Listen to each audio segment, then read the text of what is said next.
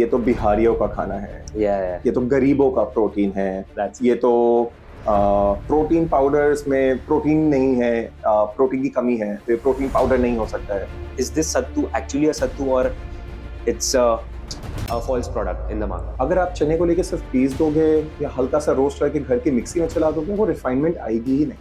So you mentioned it's गरीबों का खाना, sattu is गरीबों का खाना. Like in urban cities, whey protein is considered modern, but why in urban cities sattu has not yet got that spotlight? My analogy to this is a little different. Anything that comes from Bombay becomes very popular. Look at pav bhaji. Look at vada pav. Actually, what is vada pav? Vada pav doesn't do any good to your health. Not at all. Right? But it comes from Bombay, which is why it's so popular. But sattu has a thing. You said that sattu is originated from Bihar actually. Right. So I wanted to know like how people have their sattu there. There isn't much difference per se, but how you have a vada pav stall every 100 meters in Bombay. Yeah. अगर आप बिहार, झारखंड, बंगाल, उड़ीसा ये जगह जाओगे, you'll see a sattu stall every 100 meters. So today in this world where consumption of whey protein and plant-based proteins are so high, we have a man who is bringing back the Indian Desi protein powder, that is Sattu. Today we have Chaitanya Agarwal with us. He's the man who is giving Sattu a more modern and a flavorful twist. So आज के episode में we'll cover that why he chose Sattu as a product, what were the hardships he faced during his entrepreneurial journey, how did branding and packaging shape his brand's growth, what is the future of Sattu in Indian as well as in international markets. I hope you watch this podcast till the end. It's worth every second.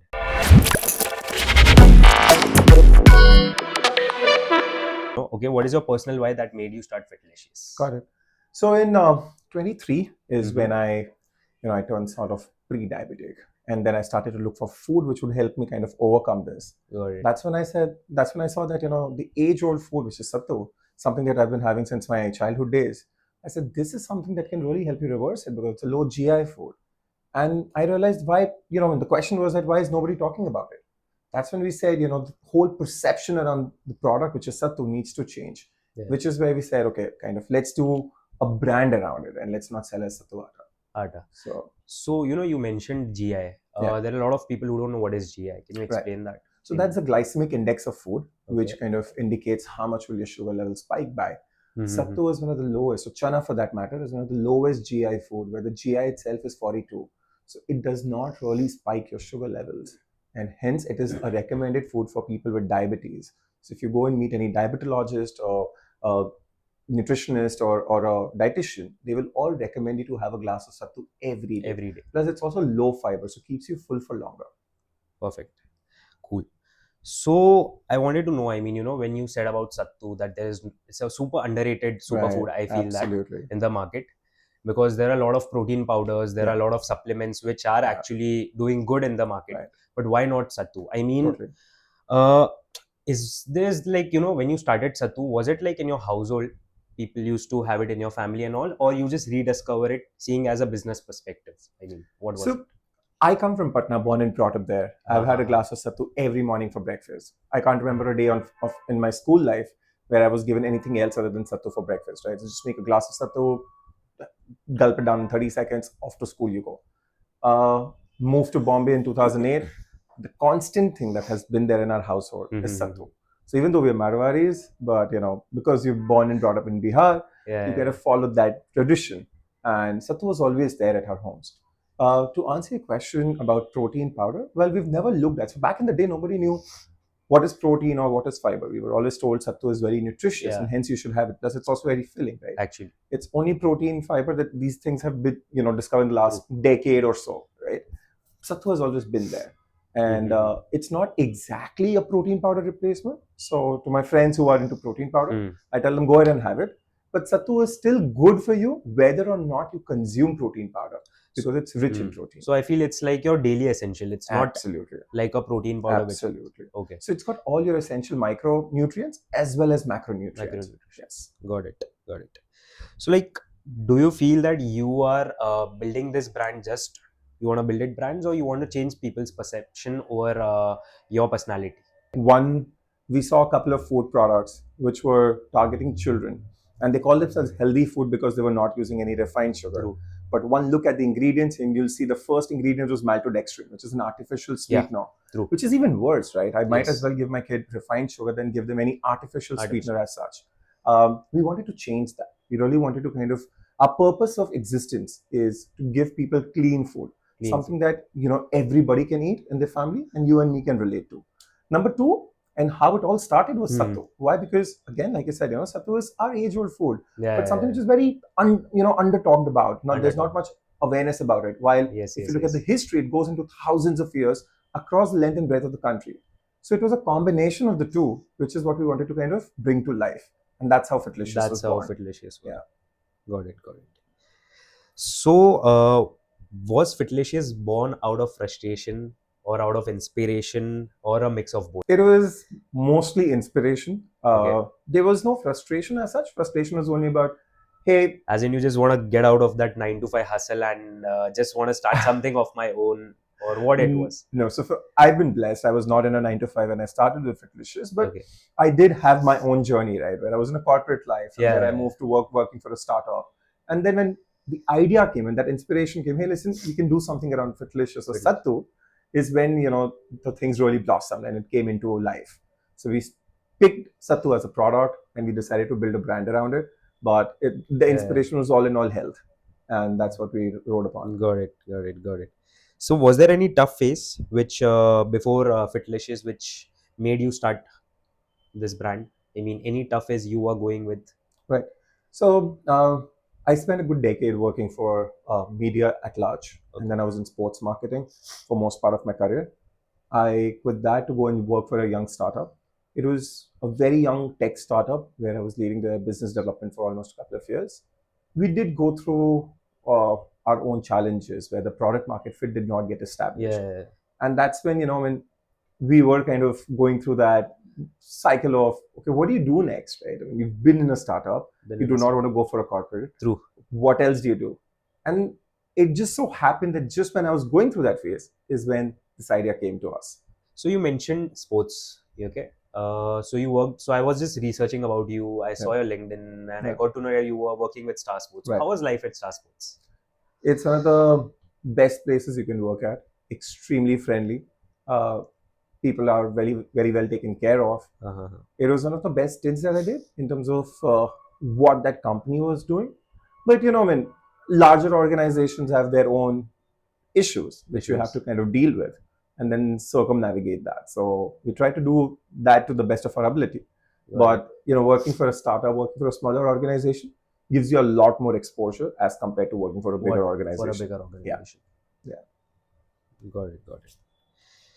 So you know, when you started with Sattu, okay, what myth was there around Sattu which you wanted to solve with Fitlicious? I mean, that's the question. There are a lot of myth actually, absolutely, regarding your gut and everything. So, like, what are the myth you wanted to solve with Fitlicious? I mean, you know, regarding Sattu. So, a couple of things, you know, which is like upfront on my on my mouth. There's like, there were a few things which people told us immediately. ये तो बिहारियों का खाना है, ये तो गरीबों का प्रोटीन है, ये तो प्रोटीन पाउडर्स में प्रोटीन नहीं है, प्रोटीन की कमी है, तो ये प्रोटीन पाउडर नहीं हो सकता है. The whole point is Sattu is never meant to be protein. Sattu is a food and it has all your essential nutrients, right? From protein, fiber, iron, manganese, magnesium, and a whole lot of it. Right? It's good for a 1-year-old, it's good for a 100-year-old. Everybody can have Sattu. Point two, whether ये बिहारियों का खाना है कि गरीबों का protein है, if you look at millets, which is now everywhere, that was also at some point labeled as garibo ka khana. True. But then it kind of came up the curve, right? Similarly, Sattu is now going through that. People are discovering the goodness of Sattu, and they are now making that shift of consuming Sattu more often in their lives and adapting it into their lifestyle. Whether when there is a comparison about protein, Sattu is very different from protein powder. Protein just only gives you protein, and it doesn't really give you that all your essential nutrients. Plus, it's a supplement, right? You will not give it to everybody in the family. You'll not give it to small children. Sattu is something that everybody can have. And that's the whole thing that needs to change. That's a narrative that needs to change around Sattu. So that was what you wanted to change, that myth regarding. Yes, absolutely. It's not just startup. Sattu is something as it's your Indian energy drink. True. And the whole of India used to have it a few hundred years back. True. Now it's forgotten. Got it. So, you mentioned it's garibo ka khana. Sattu is garibo ka khana. Like in urban cities, whey protein is considered modern. But why in urban cities, Sattu has not yet got that spotlight? My analogy to this is a little different. Anything that comes from Bombay becomes very popular. Look at pav bhaji. Look at vada pav. What is vada pav? Vada pav doesn't do any good to your health. Not at all. Right? But it comes from Bombay, which is why it's so popular. But Sattu as a thing comes from Bihar as a region. There's a city called as Mithila. Yes. That's where it was, discovered. Originated. Originated, and that it spread from there, right? Yeah. Unfortunately, there's a whole lot of perception associated with the place, and which is why it never got its due share of popularity. That's now changing, right? People are discovering Sattu. Now, a lot of dietitians and nutritionists will tell you to go to or use Sattu as your protein source rather than having whey protein. Actually. Some of them do. Some of them, most of them don't. We work a lot with dietitians and they love our product. They love the goodness of Sattu and they just kind of prescribe it to all of the patients. Okay. Yeah. Got it. So, there are a lot of people which they don't know like what Sattu is. I mean, so can you just tell me like how it's made or what it is exactly? So Sattu is made using kala chana. And a lot of times what people perceive is that you take kala chana, आप उसको mixie में लो और piece दो, तो जो powder होता है उसको सत्तू बोलते हैं. But that's not how originally sattu is made. It is first washed, cleaned, dried, and then it is roasted, and then it is grounded into a powder, which gives you that taste of that, that rustiness, that roast का जो taste होता है, वो वहाँ से आता है.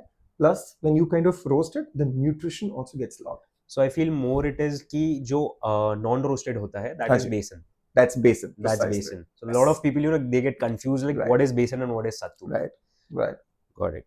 And we make our sattu using a very typical quality of chana. So we're very focused on the quality of sattu that we want to provide. So you use black chana or yellow chana? I mean, we use black chana. Black chana. Black chana, absolutely. Yeah. That's the one that goes into it. Got it. And you use also the chilka of that chana? We do. Chilka bhi use we make it using chilka. Use it chilka. Yes. Got it. So like when we met for the first time, you said ki, the quality of sattu which you guys are keeping is good. So like how did you differentiate that, what's a good quality sattu and what's a bad quality sattu? Right. So like the audience which are seeing, they get to know that when they are buying sattu, they get to know exactly that is this sattu actually a sattu or it's a false product in the market. Totally. So, like I said, I've been having a glass of sattu since the day I started school. Fast forward to 2008 when I moved to Bombay.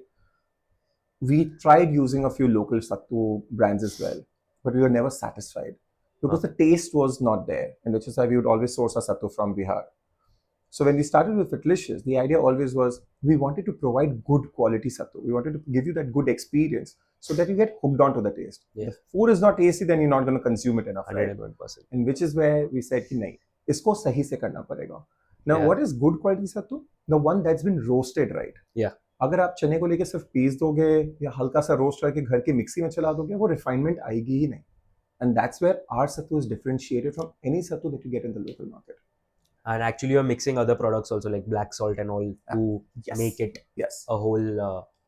So those are the 7 flavors that we do. So you said that sattu is originated from Bihar actually. Right. So I mean, I wanted to know like how people have their sattu there. There isn't much difference per se, but how you have a vada pav stall every 100 meters in Bombay. Yeah. अगर आप बिहार, झारखंड, बंगाल, उड़ीसा ये जगह जाओगे, you'll see a sattu stall every 100 meters. जहाँ पर वो मटकी में सत्तू बना रहे होंगे. And they will give you sattu ka glass with onions and dhania on top.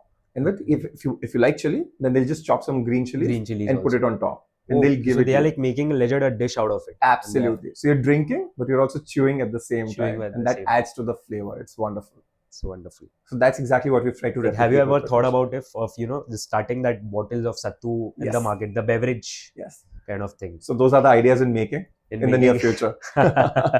We'll be coming. Sure. Okay. So, what is your bestseller? Which flavor is your bestseller? And I wanted to know more about your flavors, Got it. I mean, what are your flavors and which is your favorite flavor and which is your bestseller, which is working till? Right. So we've got 7 flavors in total. 5 on the savory side, 2 on the sweet side. So classic, spicy, moringa, less salt and jaljeera.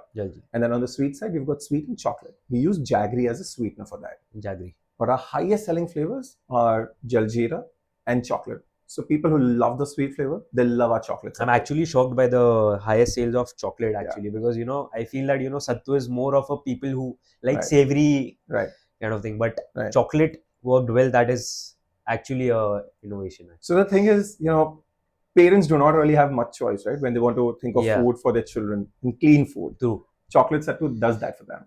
You take our chocolate sattu, mix it with milk. It's like any other chocolate. It's like a substitute of Bonvita and absolutely, but a far cleaner substitute. We only have sattu, jaggery, and cocoa, and that makes it super clean, extremely healthy. The other one is jaljeera, which is very popular.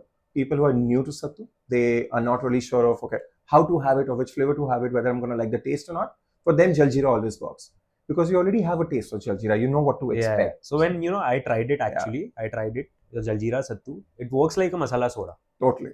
My personal favorite is spicy. I love our spicy sattu, but of late I've started having moringa more. Because moringa itself is a superfood. Combined it with sattu, it's a full powerhouse. So now I started having moringa sattu more often. But it has a better taste, right? Because of moringa. Yes. So we use actual moringa leaves and we mix it with haldi and pepper. So you don't use powder? We don't use extracts. We use moringa leaves, which gives it a very earthy taste, but it grows on you. And the moment you start having it, you'll start feeling that fulfillment sensation. It's really very nice. So moringa is my new favorite. Got it. Cool. So when I saw your product for the first time, the packaging looked more attractive because the way you have used the colors, the way you have used all the flavors, you have given different colors to it. So do you feel that packaging is your first salesman when it comes to the market? In the Ecom when it's listed or in the shelves of the retail store? I feel, what impact packaging makes to your product? So 100% Maheen.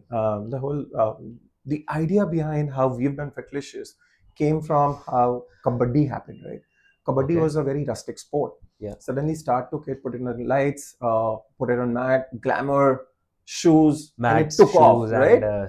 It's now the second largest sport in the country. Actually. So when we started looking at sattu, we said if you're going to go out and sell sattu as sattu atta, no one's buying it because then there is enough and more atta that's happening. There are a lot of people who are selling sattu atta. So we said we need to change that game and we need to give it a new imagery, and which is where the name Fitlicious, the packaging came about. Packaging is, like you said, your first salesman. The moment one looks at it, it should appeal to you, it should talk to you. You should be able to look at it and say, hey, listen, I want to give it a try. And that's happened with us with Fitlicious, where people have come in and said, lovely packaging, what is this? And then when they tried it, they love the product. And those are the people who have now stayed with us for the last few years now. So yeah. So when it comes to the packaging also, I saw that you selling it in two variants. One is the half kilo one and one is the assorted packets, where you're getting all the assorted flavors of 40 grams sachets. Yes. So what was your idea when you wanted to keep it into, like when you are thinking that how you want to sell it? So what was the idea behind selling a sachet and half kilo packets? I mean, what was the idea? So again, sattu atta is something which people might get, and half kilo was very much known because a lot of brands are actually selling it at half kilo. But I've seen very few brands who are selling sachets. Yeah. So for us, the whole idea was to make sattu accessible. Now, when can you have sattu? Say you've had your breakfast, you'll have your lunch at 1. Sometimes you feel hungry around 11, right? And you go grab a snack. Then think about lunch and think about dinner. At 4:35, you'll get hungry again. And that is when you eat junk the most. We wanted to replace that habit with sattu. Instead of you grabbing a packet of chips, we said, why don't you grab a glass of sattu? That was the whole idea behind doing the sachets and the flavors and the premixes. All you need is a glass of water wherever you are. Just take that glass of water, add your sattu on top. That's it. In 30 seconds, your glass of sattu is ready, right? It's ready. And these sachets, you can slip into your bag anytime. So most of our customers who use our product, they prefer to buy sachets when they're traveling. Then it was on customer demand that we had to launch the half kg. Because they said, listen, it's something we consume more at home. Actually. Going to the gym or something. So why don't you give us a larger pack? So we said, okay, fine. That's also an option that's available. And one thing which I loved about your packaging is putting a scoop inside it. Yeah. I feel that was the most attractive thing in your whole packaging because it gives that protein feels, Absolutely. So, even when we do exhibitions, we do it with shakers. Because now protein industry has already taught you how to use shakers. We said, time to make sattu cool. Time to give people their new Desi protein. And which is why even when we do exhibitions, we serve them using a shaker. Oh, Yeah. That's good. Yeah, I saw one of your reel where you were. So we have these Fitlicious shakers. You can make your Sattu in a shaker and just carry it with you like you'd carry any other shake. So making it super convenient. That's good. So, when we are talking about packaging, there is this brand called Whole Truth, okay? They are very much known for clean label branding. Absolutely. So, after Whole Truth, in the retail shelves, when I saw your product, I was like, this is exactly what a clean label brand is doing. So, were you inspired by such clean label brands who are in the market, or this thought came that, I wanted to just keep the ingredients very raw that, customers can. Because in the food industry, I mean, how things work is that, the ingredient should be clean and it should be readable. There should not be any preservatives, no palm oil. These days, there's this no palm oil wala thing also going in the snacking industry. Yeah. So, I mean, were you inspired by such clean label brands like Whole Truth and all? Or you thought, okay, I want to keep it very raw? Like it was your imagination when it comes to... there is this whole conversation about clean food, clean eating ever since COVID happened, right? For us, it was very, very important. Yes, there are some very good brands like the Whole Truth you mentioned. Yeah. They're doing fabulous work, right? And then there are others who are calling themselves clean, but the moment you look at the ingredients, they're not so clear. Actually. Which is where, when we kind of wanted to do Sattu, if you look at a packaging, on the front itself, you kind of spell it out. What's in there and what's not in there. So that one look at it, in 5 seconds, you know what are you consuming. And you have legit kept a table. Precisely. A column. Yes. Yeah. And then all of our products are tested, certified, and we have all of those labels printed at the back. So you get all the information. We said we need to have an absolutely clean product so that there is no hesitation in terms of us communicating to our customers and telling them this is what we are giving you. Yeah. So which is why we say it's good for a 1-year-old, it's good for a 100-year-old. Everybody can have a glass of Sattu. Actually. Yeah. Got it. When there were how many trial and errors which you faced, before like finalizing it, this is the packaging which I want to go with. I mean, so the first year, the entire first year was all about trial and error. In the first 6 months, we just went about testing and tasting the product. So we did around 8 to 10 different tasting sessions with our friends, family. Then in the next 6 months, we went out and started talking to a lot of people on the street, give them a glass of Sattu, get their feedback and make those changes. At the same time, while I was doing this, we were also testing with our packaging. I put my creative head to work, and the first packaging that came out was a complete, it was not so great. Of course, that should be there. Of course, because from there you can learn. Absolutely right. We used that as a launch pad, and we said, okay, we need to now make a drastic change to this. We need to kind of come up with something better, and that's when when we did the second iteration. There were many smaller iterations in between. I'm not counting that. But when we did the major second iteration, we knew exactly what we wanted. And that kind of came out on the packaging, which is what you see. Got it. If not Sattu, if not Fitlicious, what would have been your other product which you want to start with, or any category you want to start with, if not Sattu? Right. During COVID, we did experiment with a bunch of things, from making shampoos at home to doing to doing candles. So those 3 years while everybody was under lockdown and you were mostly home, we were experimenting with a bunch of things, but nothing really inspired you as much as Sattu did. The moment you started to think about Sattu, it all started to kind of come together, and it just made a lot more sense for you to do it. Got it. So, when it comes to selling on e-commerce versus selling on the retail shelves offline, there is a difference in customers, the customer behavior. Right. So, a customer who is buying from a retail shelf versus a customer who is buying on e-com, what difference you saw? I mean, when buying a Fitlicious product from a retail shelf versus buying. So, these customers are different. Their perspective towards your product is different. I mean, how is it? I want to know your thoughts on it. So, when you're doing e-commerce, the attention is very limited. The attention that you get of a customer is not more than 2 to 3 seconds, because they're just scrolling, right? And they'll come across your ad, they'll see, okay, this is there. If they find it attractive, they'll probably spend a few more seconds. And if they don't convert there, they'll just move on to the next one, right? Because you can't feel or touch it. Hence, the conversion is very limited. There's no conversation that's happening. Now, the moment I talk about retail, that entire scenario changes. When a customer is in a store, and when he sees a product, they tend to pick it up. They try to look at it. They try to see what the brand is communicating to me. So the conviction before the purchase is much higher. the buying intent is far better. Yeah. And hence the conversions also improve drastically. And if you're like keeping a promoter also, and if they can yes, make them taste, Totally. so definitely it adds a lot of value when you do sampling. If Sampling. there is a promoter or if the founder himself is sometimes there, if you get to talk to customers, give them a small sample for them to try. for them to try. They understand why they need to consume that product versus something else. That just changes the entire purchase behavior of the customer. Yeah. So retail definitely rules the roost there. Still, in this Ecom and quick com world, still retail is ruling it. But I think, Maheen, so also the other thing that happens is once a consumer has consumed the product from the retail store, their likelihood of buying on e-commerce is much higher. Much higher. True. Because they've experienced the product. But if I'm only interacting with the brand for the first time on e-commerce, most chances that I'm not going to buy it. Because I don't you'll even have know to what run ads on it, and then you'll have to get customers. Precisely. 101%. And on retail, it's like customers are actually trying, and then they'll be like, they'll find your product on Ecom, and then they'll. And even the store owner, right? I mean, they have met the person behind the product, or the distributor, or whoever. So the store owner also makes it their job to educate the customer. Okay, this is a new product. Maybe you should look at it. So that really helps smaller brands grow to a great extent. So yeah.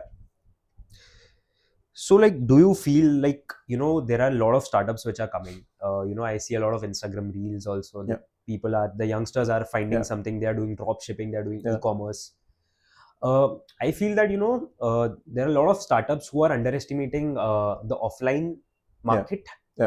Because of that Amazon, Flipkart, and own D2C Shopify, fame. So what is your thoughts on it? I mean, and what actually a startup founder should do if they are starting out only? See, there's no two way about it. The world is moving towards online commerce, e-commerce, right? That shift is happening for sure. Having said that, if you're discounting retail, that's your biggest mistake, because you can't scale without retail. On online, you can only do so much. When you include costs for logistics, your commissions to the platform, your ad cost, everything eventually comes out to a zero-sum game or a negative-sum game. You are not making money. You have to, if you want to scale up and reach out to a larger audience, offline is still the game. And that's where most of India visits. So while a lot of youngsters might be buying stuff online, but eventually, if you have to walk into a retail store to get that experience. So having said that, while you have Amazons of the world, your Nature's Basket, or your DMarts, they're still growing significantly. And that's only because retail is expanding at the same time as e-commerce. So you mentioned about Nature's Basket and other gourmet stores like DMarts and all. So I wanted to know, I mean, have you ever tried listing your products to Nature's Basket or to DMarts? I mean, how their listing works, as in if you want to list your items to their store, okay? So they have different rules and regulations when you list your products to DMart, to Nature's Basket, or to other gourmet stores. So have you tried giving your products to DMarts? How is their rules? So again, those are modern retail. But then there's also another retail which was smaller in nature, but more location based, more local. So unless you reach a certain scale, the likes of DMart is sort of, it doesn't really make sense for them, because you need to have that kind of production, that kind of working capital to be able to deploy so much of inventory. But if you go and work with local retailers, which has far more eyeballs and holding of the local audience, that particular location, it just helps a brand grow so much faster, right? My 2 cents to all the young founders is that always try and get into retail, which is more location based, which is more local in nature, rather than straight away aiming for DMart. Once you've reached a certain scale, then going to DMart and larger modern retail makes more sense. Yeah, but not on day one. When it comes to, in terms of payment, which is better, Ecom or retail, in terms of payments, basically? Like I said, when e-commerce is an entirely zero-sum game, at the end of the day, you're not getting anything. But payments are quicker, right? Compared to... It also depends on, who you're working with in terms of retail as well. Not everybody, there might be this perception of, there is a credit cycle, but you should know how to navigate that. And if you plan for it better, Retail is as good as e-commerce. There's no difference between the two. The two. Good. So, like, what are the other channels you see your product has a lot of potential to go? Right. Like, are you planning to get into the Horeca side, Right. or any other channels which you're thinking? So we work with a bunch of cafes Okay. where they love to serve us. They love our sattu, they love our product, and they serve it as part of the menu. So if you order a dish, they'll give you a glass of sattu. Sometimes sattu is also a standalone dish, so you can order for your glass of sattu with that. So cafes love our product. Plus, we are also exploring working with influencers, where instead of us telling you that our product is good, it's the influencer who's saying, "Hey, this product is good. If you want to consume sattu, consume this product." So that is kind of helping us grow our sales, and that's our focus area. So when I tasted your spicy sattu and your jaljeera sattu and all, I felt that it can work good also if you can just have a conversation with a mixologist and just make alcohol. So this socials, they serve this sugarcane juice with vodka. Oh really? Okay. Yeah. Okay. So I've had it. And I was like, you can legit innovate something like this, a sattu with the alcohol drink, and you can just. So I've been getting suggestions on doing rum sattu. We've been getting suggestions on doing tequila sattu, and people have been experimenting with that at home. So hopefully soon we'll have something which is like an alco bev made of sattu. Yeah. Got it. So what is that one unique advantage which you see selling it on offline versus online? I mean, any unique advantage compared to online that offline is giving you? So I think one big advantage that I see in offline is I can speak to the store owner directly. Now their feedback is street feedback, right? Their feedback is more important than any feedback that you can get. Actually, because online it's all subjective, it's all individual feedback. It's all you yourself who's just listing and doing it. But the store owner is talking to 100 customers in a day. Yeah. And over a 30-day month, it's 3,000 feedback roughly, right? Yeah. When he collects that feedback and gives you his perspective, it's more refined. And that can really help you move the needle. You know what you need to change in your business to get a larger audience and more people to buy the product. So that's very unique about offline retail as compared to online. There's no feedback online.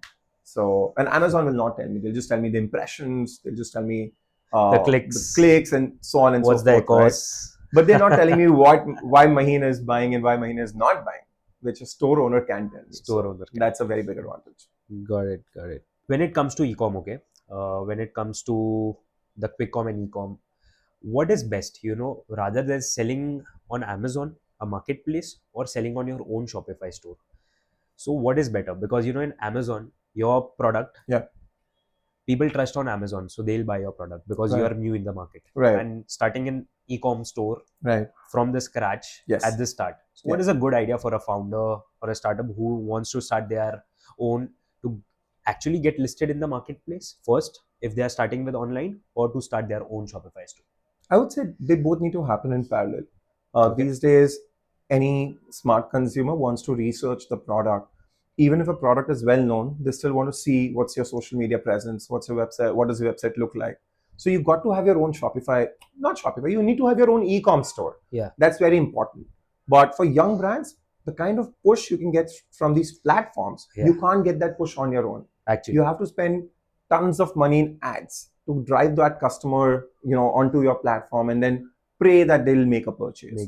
But on Amazon and other e-commerce platforms, the checkout is very easy. Yeah. It's just one-click checkout for them, right? So in the initial days, it makes more sense for us to be there on these platform-based e-com stores as compared to getting customers to buy from our website. The other thing that you need to be mindful of is that you should try and talk to your customers enough to communicate with them in a fashion where the second purchase happens on your website.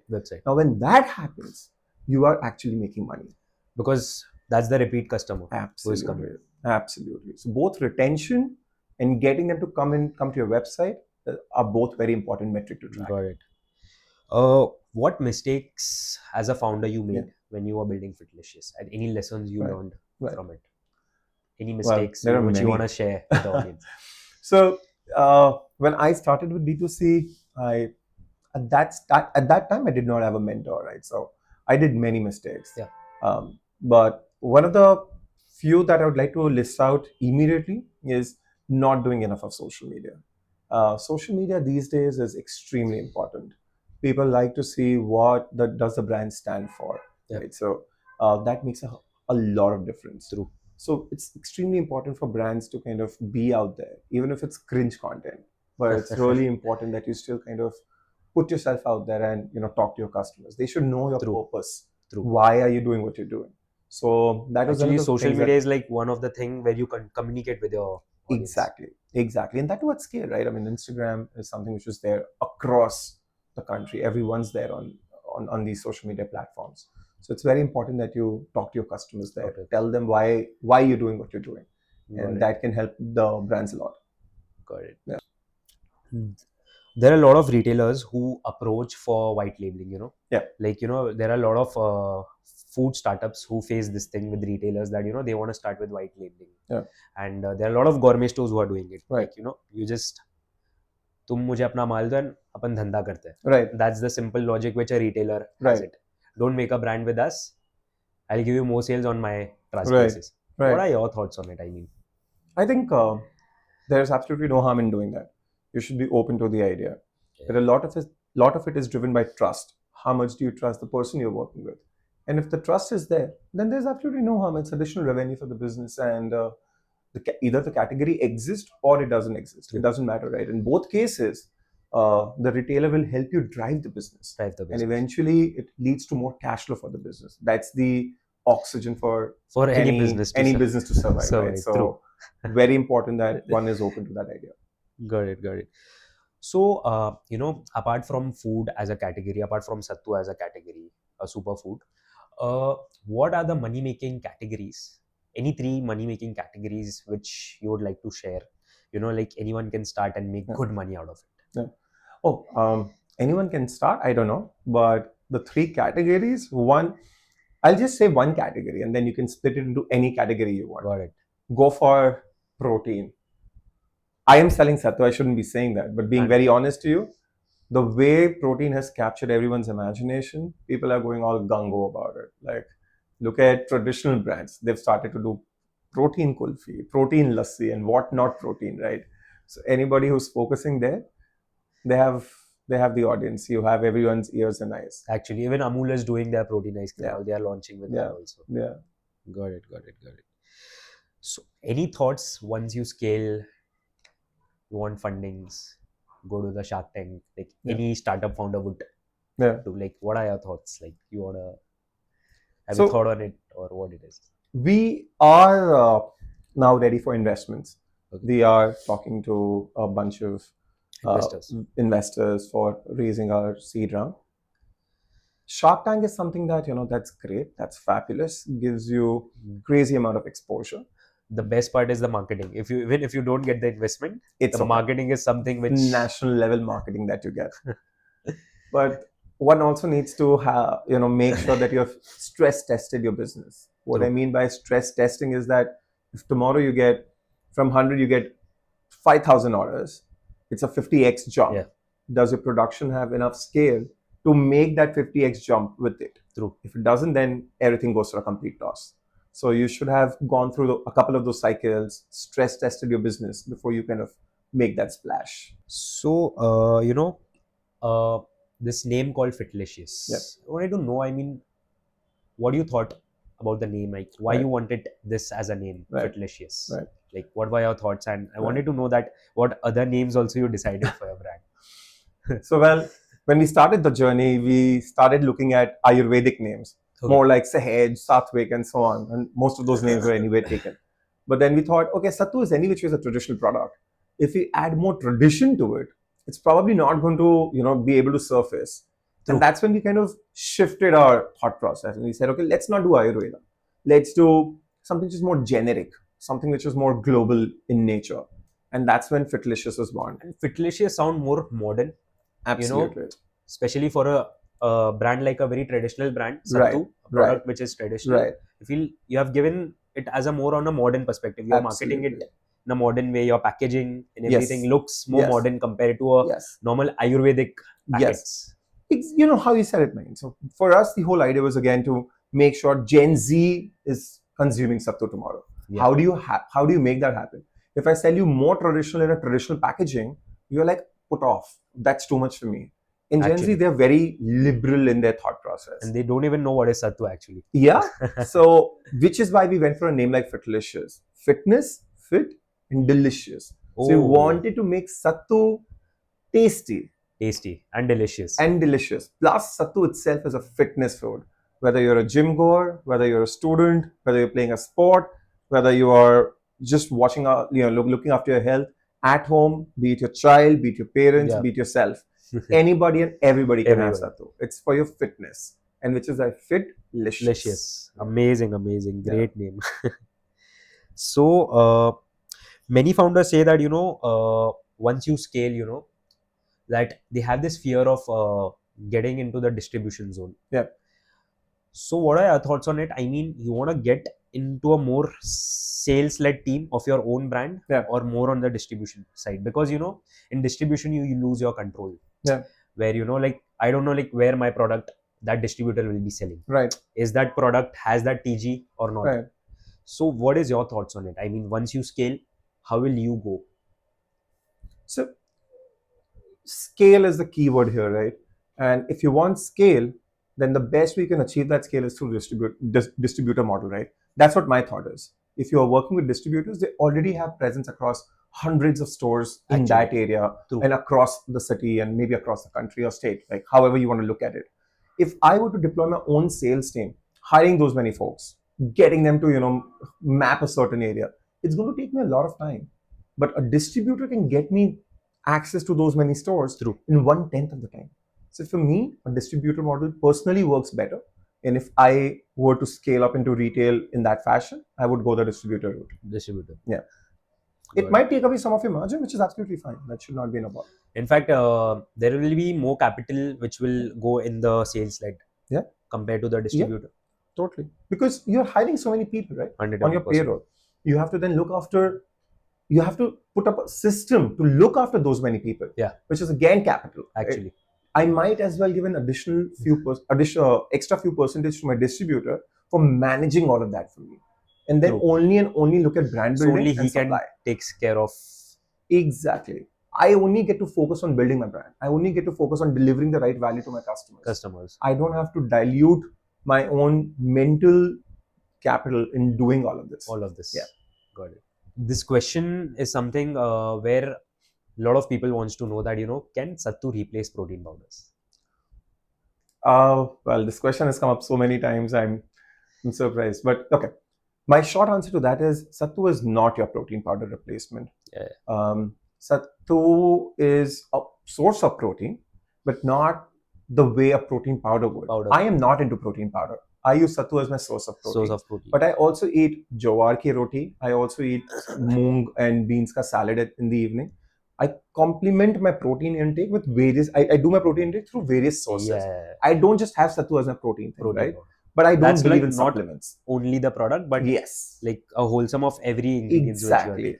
The focus, if you look at diet as a science, the focus is on balanced nutrition. Yeah. You need a little bit of everything. True. What people have started to do these days, the focus has completely shifted to protein. They're consuming less of carbs, which is your store of energy. Yeah. And that's when a lot of issues are being created. So when I talk to these dietitians, they tell me the same.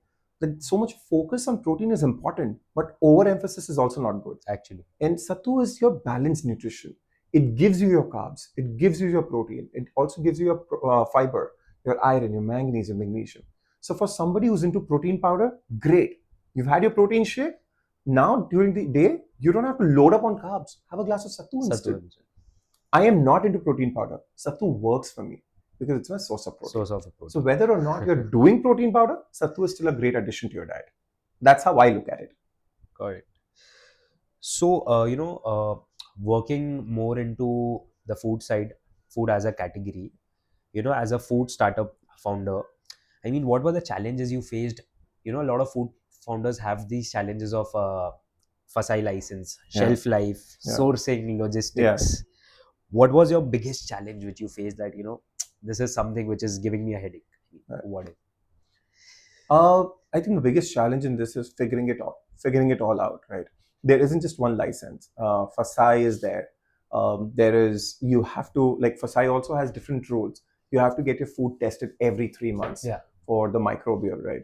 You have to get your nutritional info testing, your shelf life testing. Now, on day one, you will only get shelf life of 3 months. But then after 3 months, you'll get shelf life of 6 months. So it's a whole process. So on day one, when we started, we were only printing shelf life of 3 months. Okay.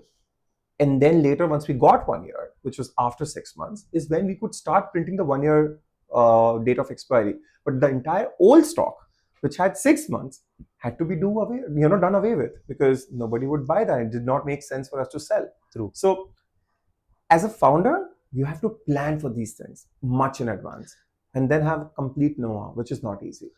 The reason because I asked you this question was because there are a lot of food startups who don't know, like who wants to start with food as a category, like they don't know, how these things are also important. Right. It's not just the product and marketing and sales, but I feel these things are also very important, where you should know the legalities behind starting the food as a category and getting into the business. So it's absolutely true, right? I mean, there's so much of ambiguity. A food founder has to really research well in terms of what all goes into doing it, but also get the right sort of help from different people, identify the right set of people who can get him to get those licenses in place. But nothing that cannot be done. So nothing which is over the top, something that's manageable, but you just need to plan well.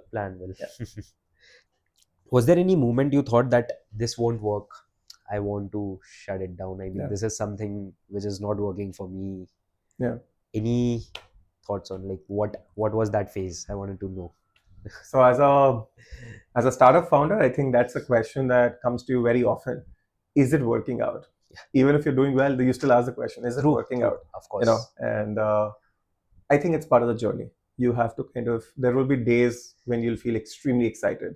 And then there will be days when you'll feel extremely low and let down. And you wouldn't know what to do next, right? But it's the journey. There are pluses, there are minuses. You should know how to navigate them.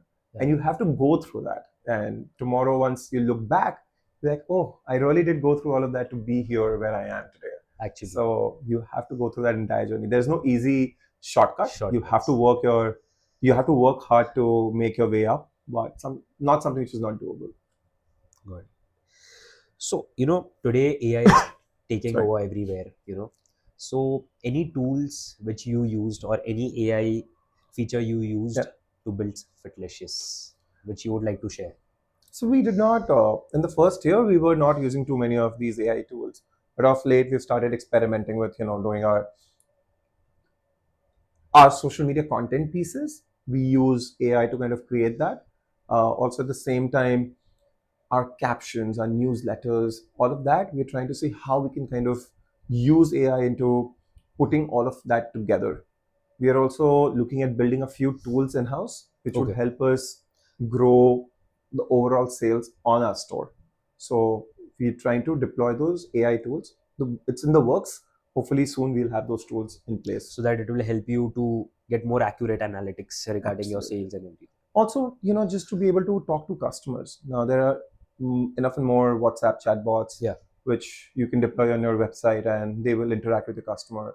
They'll tell them exactly where does a product sit or what are they looking for, and give them a solution for that. Yes. We are going a step further, and we're trying to see how can we actually engage with our customer, get more details about them, rather than just making suggestions. Also be interactive at the same time, trying to understand more about the customer so that you have a better picture in terms of what they're looking for. Chatbots talking to your customer versus an agent from your team talking to a customer. There's a huge difference. Okay. Do you feel that this chatbot cannot work there, where my agent will, have a good conversation and an engagement with the customer? So in the first year, I was the customer care. On my packaging till date, it's my number, my email ID. And I would love talking to customers. So as a startup founder, I will never discount a person talking to a customer, because the kind of feedback you can generate as a person talking to another person. It is phenomenal. And no chatbot can do that. They're not human. They don't understand that, right? True. But if you're looking at scaling something, also hiring 10 people maybe does not make sense for me today. True. So which is where a chatbot comes in very handy, where the first line of defense could be that chatbot. But the moment a customer leaves you a review, whether it's a good one or a bad one, you've got to swing into action. Somebody from either you or from your team needs to call that customer up and check with them. Hey, thank you for leaving the feedback. Why? That only a person can do. So it has to be a combination. Got it. So tomorrow, like if your competitor is copying you and he's exactly making the same products as you, okay? So what is that which will make Fitlicious still different, even if he copies? So मैं तो बोलता हूँ बहुत ही simple है. अगर brands आए कोई हमको कॉपी करे और सत्तू करे, will be the happiest.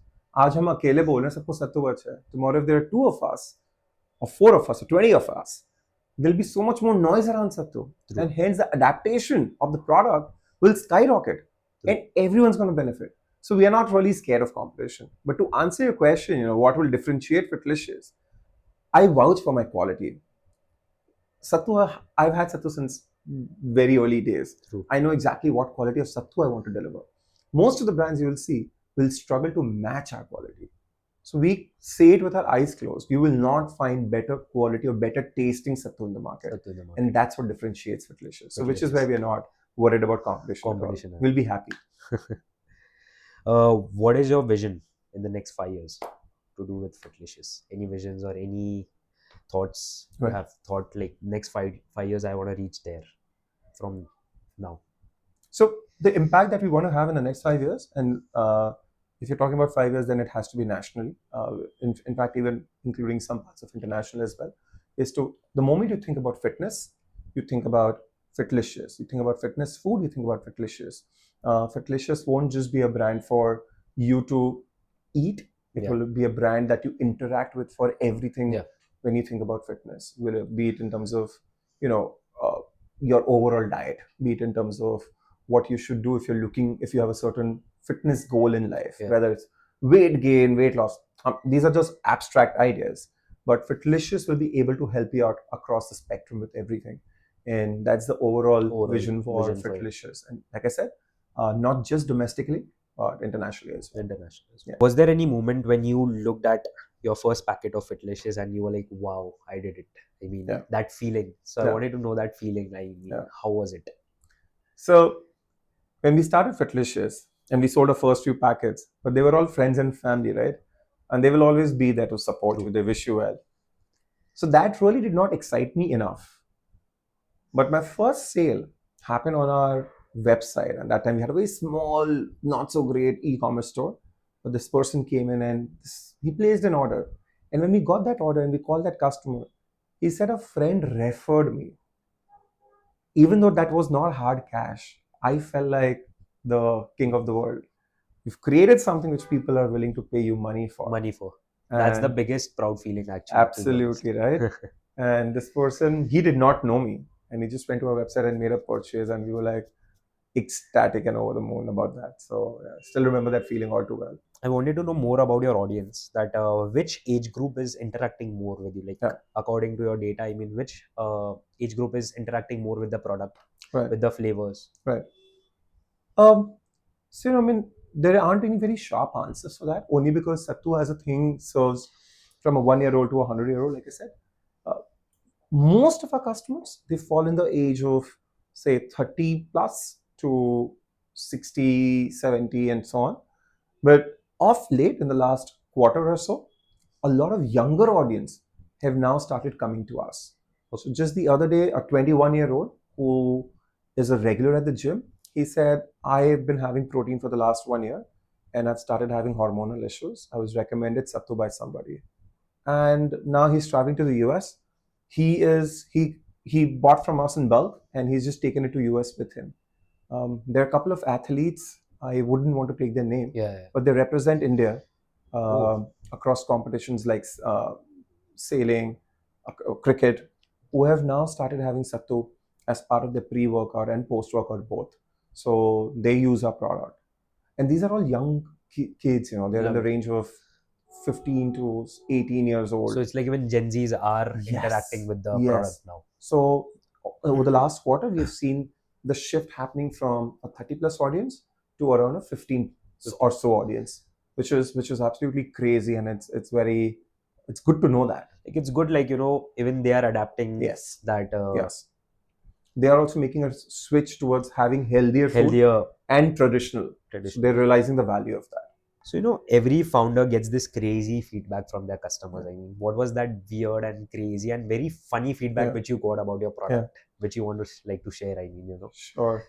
So we were at this exhibition, and this is one of the largest exhibitions that you can go to. And we were there, and this gentleman comes and he's like, "अरे ये तो भैया लोगों का खाना है." I'm like, "Sir, मैं भी भैया ही हूँ." मतलब क्या बात कर रहे हैं? I said, "Yeah, मैं भी पटना से हूँ." तो बोले, "अच्छा, पर लेकिन मैंने तो कभी नहीं सुना था सत्तू ऐसे रहेगा." मैंने बोला, "चलिए कोई बात नहीं, आपने सुना नहीं, आज ट्राई करा देते हैं आपको." And we gave him some small cup of spicy sattu. The moment he had it, you could see how excited he was. Yeah. And that customer ended up buying 4 bags on that day itself. And it's now been 1 year. He's been buying from us month on month on month on month. And he doesn't talk about bhaiya anymore, but he talks about how Sattu has helped him in his entire fitness and losing overall weight. So that's really been fabulous.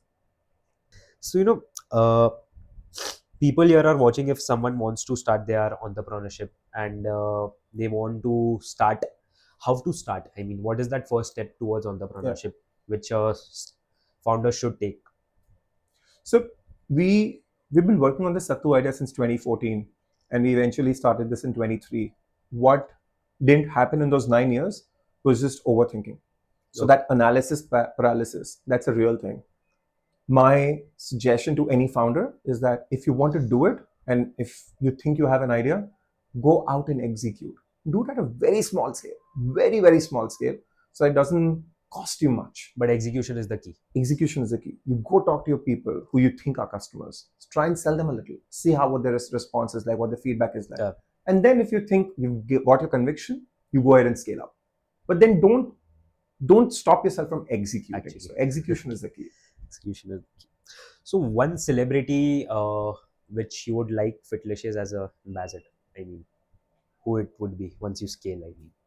So what are your thoughts, I mean? We've been debating about this for the longest time. Okay. Right from Virat Kohli to Shilpa Shetty, we've taken like some hundreds of names. But the one person we've really stuck to is, I think, still Mahendra Singh Dhoni. Damn. Because he's from Ranchi. He's from Ranchi. He's shown fitness at, even when he was 40, he was still prime fit, right? To play in IPL even after this age. And his fitness, he's the right fitness person to talk about Sattu, because he also comes from that background. So for us, MS Dhoni is right now the person you would want to. Yeah. Got it. So before we end this podcast, there is this very interesting rapid fire which I would want to play with you. So tea or coffee? Tea. Morning person or night owl? Morning. Work from cafe or work from office? Work from home. Work from home. One app which you can't live without? Twitter. X now. Very surprising to know that answer, by the way. Your favorite Sattu flavor? Spicy. Which founder you secretly look up to? Who Shashank, inspires you? The whole truth. The whole truth. What is more hard, I mean? Product development or sales? Sales. Any one investor whom would you like to pitch your product? Name of that investor. Rishabh Mariwala. Okay. Marico. Yeah. Books or podcasts? Books any day. Street food or fine dining? Street food. Love them. Thank you so much for sharing your story. Thank you for sharing what exactly Sattu is, and a lot of audience which they got to know today exactly what Sattu is. So yeah, thank you so much, Chaitanya. So if you enjoyed the whole podcast, do like and subscribe and keep chasing your why. See you next week.